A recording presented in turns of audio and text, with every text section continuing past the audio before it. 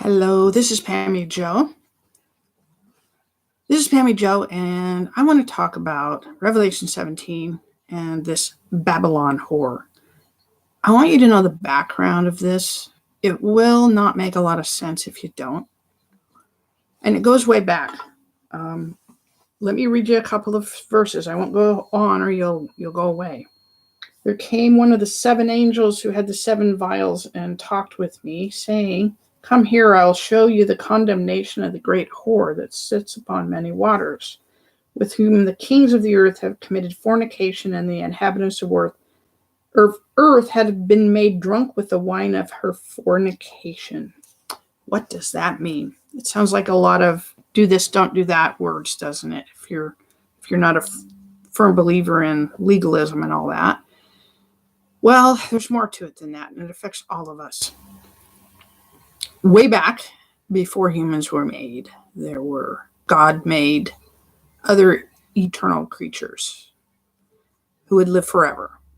And as time passed, one or more of them had free will, just like we do, and decided that they had a better plan than God for the physical beings that God was planning to populate the planets with.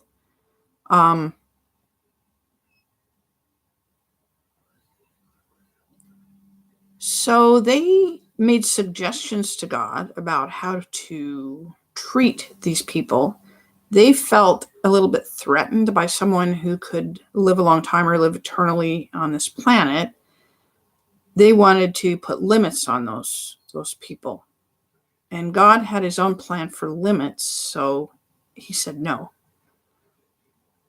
Now, bear in mind that God made these people and he gave them a lot of latitude, but they couldn't accept his answer.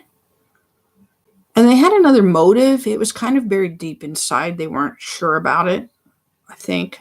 The motive was they wanted to control the people. Sort of have them as not a toy, but, a pet, I guess. But God knew their heart because he can see everything. And what they really would ultimately end up doing is getting jealous of mankind, Adam and Eve and the offspring. They would get jealous of them, and they would eventually enslave them so that they could feel superior to them. They wanted to rule over them.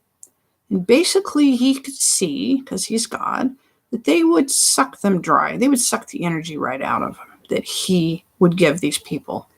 So he did not want to create slaves.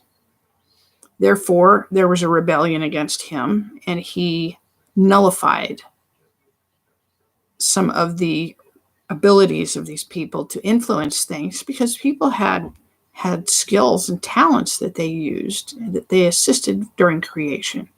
It all came through God, but so that's kind of the history of this, what led up to Babylon. And what Babylon represents is the fornication and being made drunk. The fornication is being unfaithful. And being made drunk is power hungry. So they wanted to interact with humans and do whatever they wanted with them. And they wanted to spread that drunken need for doing more and more and more and more. And for ruling over, getting drunk with power. They wanted to spread that on earth and manipulate some of the humans as sub-leaders. So the reason God has to get rid of Babylon in Revelation 17 is mankind will never be at peace, neither will the universe, while there's people out there trying to suck other people dry, steal their light, and take away free will and make slaves out of them.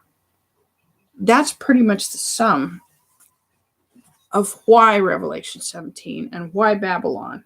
It's because Babylon represents leaders who wanted to set themselves up as king and queen of heaven and of earth and take over.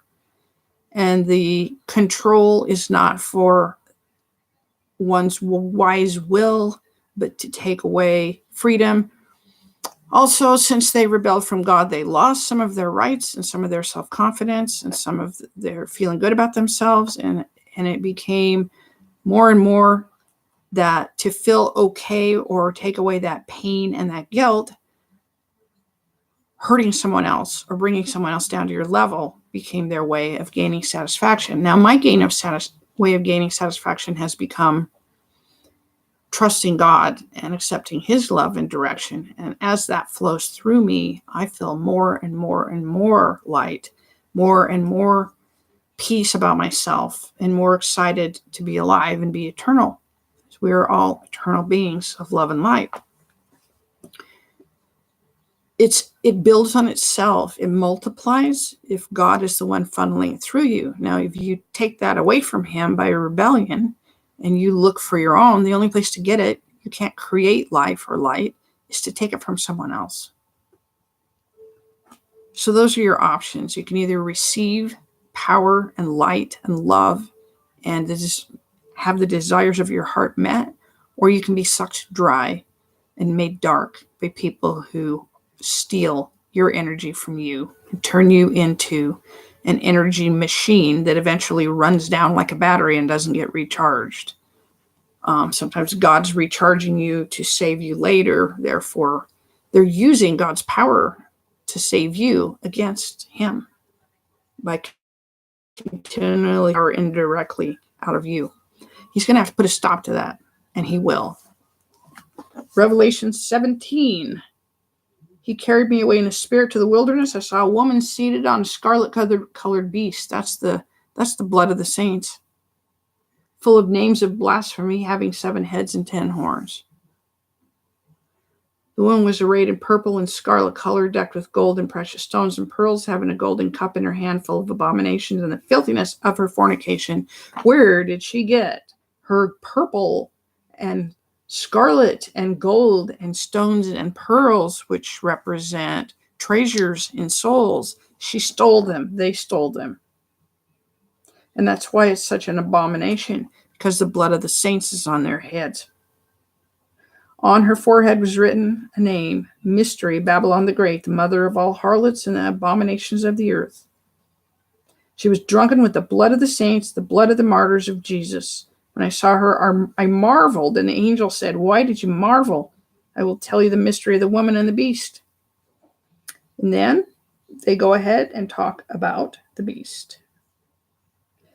The woman which thou hast seen is that great city which reigns over the kings of the earth, and a city represents a power structure. I'm expecting God to knock Babylon down soon, and I hope that you come out of that city and you repent and you accept the sacrifice God and his son had to make it possible for you to escape that. Ask God for help. Accept God as the supreme one, and he'll take care of changing you over to receive his power instead of let someone suck it out of you. He knows how to do that. He will send a team and help to you and answers to you, but you have to repent of. You have to admit you need the help first. All right. I will see you again. I will try to do maybe 2 videos a week or so. Thanks. Bye-bye.